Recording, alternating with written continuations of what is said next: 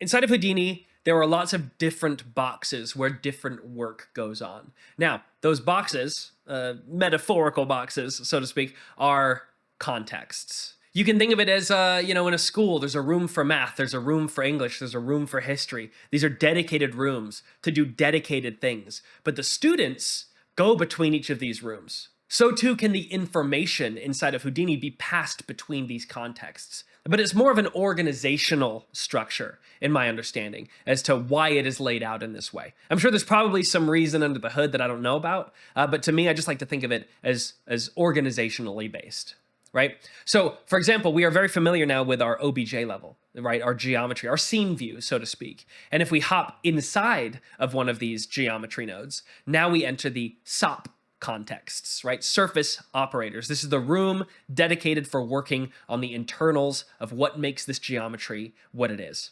We hop back out and we've got our scene view, our room dedicated to organizing our scene. But there are others. If you click on this drop down right here, there is the CH room. What is this?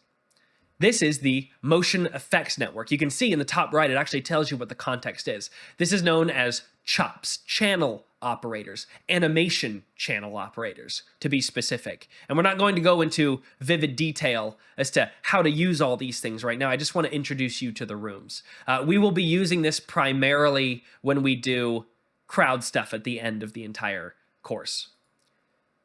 There is the image context, also known as COPS, compositing operators. This is where you can actually do compositing. And I know Houdini's pouring a lot of resources into their compositing, right? Because there's a lot of power and potential. I still use Nuke myself for all of those things, so I don't really use the compositing context. But if you look, by creating an image network and heading inside of it, you can create a compositing setup to get a final image if you want. For example, if I hit tab and I type file, hit enter, by default, it loads this picture of a butterfly. I have no idea why or where this came from. It's kind of iconic at this point, though. Whoever came up with that, I wish it was the pig head, personally. But, we've got our file that we can load in all the parameters for that. And then if we hit tab again and type in color correct, hold shift and hit enter, now we can actually make changes, but we can't see where it is. Well, that's because the compositing context needs the compositing viewport. In this case, the composite view. It's one of the ones we closed earlier, that if you hit plus and head over to viewers, we can see composite view here. Just like the motion effects section would need the motion effects view in order to see what's going on. So now with the display flag over the file, we see the butterfly, and then with the display flag over the color correct, as we make changes, we can see the effects that is having, right? We can make all the changes we want, and then, render out new imagery and whatnot. We've got the material context. The material context, or mat context, as I'm sure you can expect, is for creating materials, right? This is going to be our little work zone for creating and generating materials that we can apply to our objects.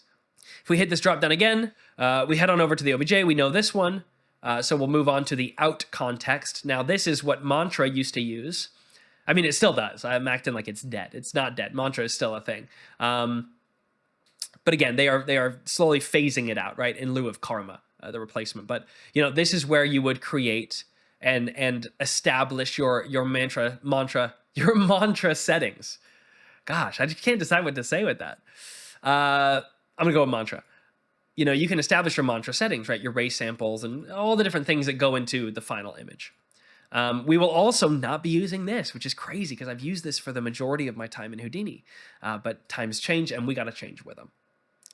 There is also the shop context. Speaking of yesteryear, this was replaced with the mat context. Now, my understanding is they still left this in here because people still have workflows and can design some really cool shaders inside of this context. I've never actually explored it because by the time I started getting into Houdini, mat was already kind of the dominant force there. And you can do all the work that you needed in here. So just be aware, shop is that context. We also will not be touching on that. We've got I'm going to skip stage because I'm going to go back to that one, but the task context, also known as TOPS, task operators. This is where you can generate work items. Now, that may make no sense to you at all, And that's fair because it is kind of a confusing concept. But inside of a topnet, a task operator network, what you can do essentially, at least the only real use cases I've used it for is something called wedging. But what the heck does that mean? Well, wedging is basically taking multiple values for a parameter. Let's say how sticky a liquid is, for example. We got a stickiness of 1, a stickiness of 10, and a stickiness of 100. And I want to see the results from all of those. Now, I can choose to one by one input those parameters and then see how it looks, or I can use task operators to let it know I want to try all 3 and allow that to generate work items that will iterate through each of those parameter values. Now, that is the most simple version of a task operator structure. So I don't want to get too into the weeds there, but we will be using task operators to some degree over the duration of this course. So we will revisit these concepts. The last context I want to look at is the stage context. It's also known as Solaris, right? Solaris is Houdini's answer to USD workflow.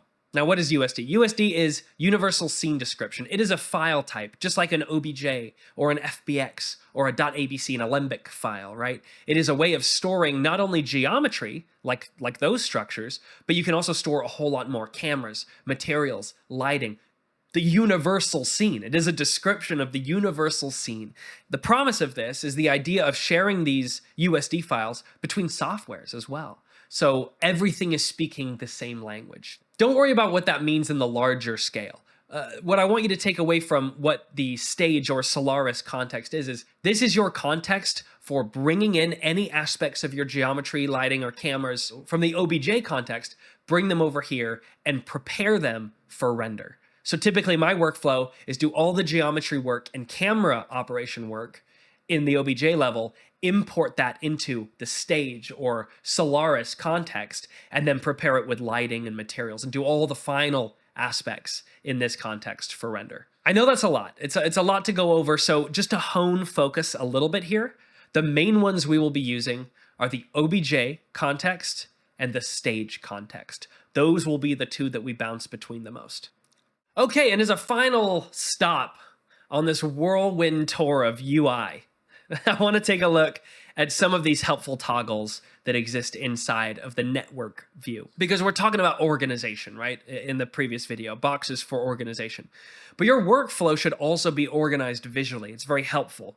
It's very helpful specifically when revisiting past projects, or by passing on a project to somebody else, they're able to more easily identify what it is that's going on. And there's only a few things I want to cover here. Inside of this, the OBJ context, we have our sphere, and it is displayed as just a white box node. If we create a light, for example, you'll notice not only is the shape different, shape of a light bulb, very clever, but it's also yellow by default.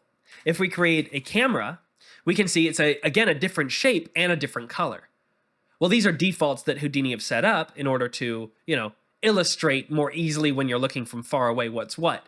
But we have total flexibility over the customization of all of these things, and it's very, very easy to do. If you're in the network view, you can press C for the color palette pop-up, and you can just click and drag to expand or shrink that color palette.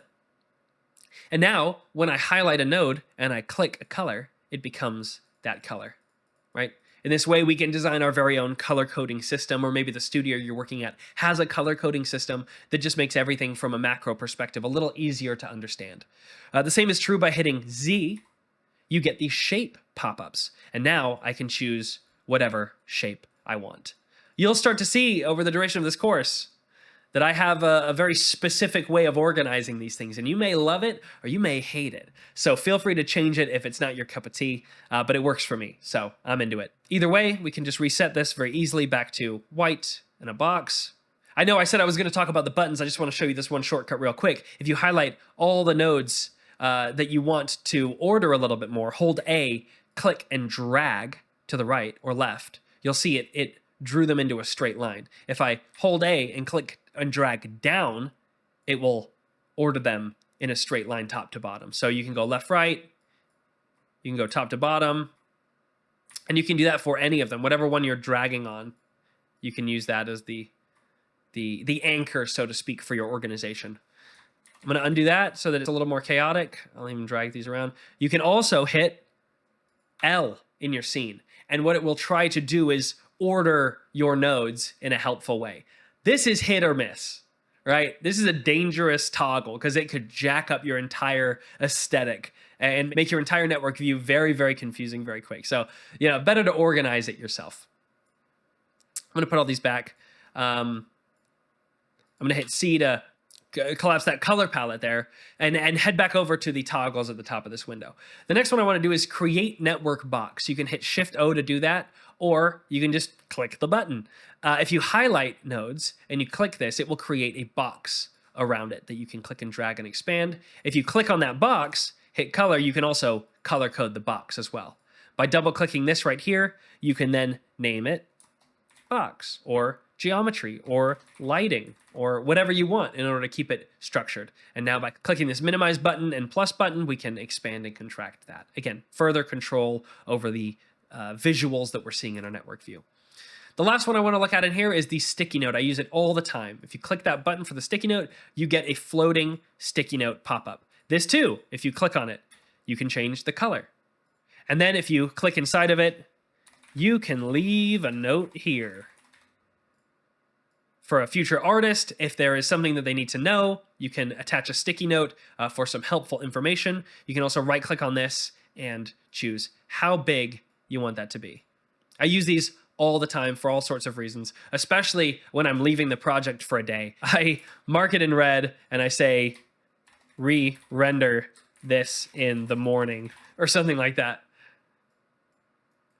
Just so I know exactly what my task is for that day, right when I get started. Now, I would be remiss if I didn't mention this other helpful toggle here. You'll see it at the top of a lot of these different display windows, right? This question mark. This opens up access to the Houdini help, which you can access in other ways, and we will look at that.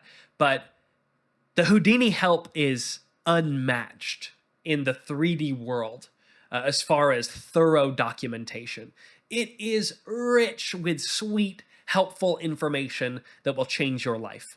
I was never one to look at documentation until getting into Houdini, and I'm a changed man. I'm not going back. You can't make me. But just to show you an example of this, if I head into the sphere itself, and then I create, let's say, I create a mountain node. A mountain node will basically, I'm also going to turn off the lighting here. In fact, I'm going to delete the lighting. Let's just get rid of that. I create a mountain node. A mountain node will basically displace each point along a noise pattern. But if you ever have any questions about the mountain node itself, and you're like, how does it work? Or what do these parameters really mean? If you hover over the parameter, it will give you a breakdown of what that parameter is and what it does. Sometimes it doesn't, though. It doesn't bat 100%, but it's really, really impressive. It's batting average. If we head over to here, though, and click for help, what this will do, will open up a little pop-up window for us here that we can go ahead and expand, and then it will populate with the attribute noise geometry, which if you look over here, the mountain, I guess that's a slang term for it, because right here we have the real name, attribute noise. The attribute noise geometry node, and it will give you tips, it will give you an overview, and it will give you an understanding of every single parameter that exists in it. I mean, look at the detail. This is the Sistine Chapel of help documentation. It is incredible. So if you are ever lost, ever confused, ever alone in the wilderness with no one to call Houdini help. Not literally, again, just, this documentation. If you enjoyed this video and you want to learn more, head to doublejump.academy.com/Jordan for the full course. Links in the description. You're just a click away. Click it.